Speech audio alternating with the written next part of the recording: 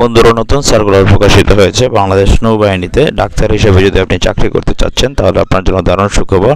Lieutenant commander পদবিতে সরাসরি commission officer পদে বিশেষজ্ঞ চিকিৎসক পুরুষ মহিলা হিসেবে যোগ দিতে পারবেন। আপনি যদি ডাক্তার হতে চান বাংলাদেশ নৌবাহিনীর, এখানে cardiologist, nephrologist, orthopaedic surgeon, gynaecologist, radiologist নিয়োগ দিবে।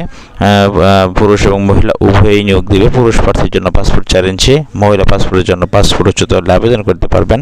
অবশ্যই আপনাকে এফসিপিএস, এফআরসিএস, এমআর, সিপিএমএস, এমডি অথবা সমমান বাংলাদেশ মেডিকেল ডেন্টাল কাউন্সিল থেকে আপনি পাশ করতে হবে। অবশ্যই অনলাইনে আবেদনটি পূরণ করতে হবে।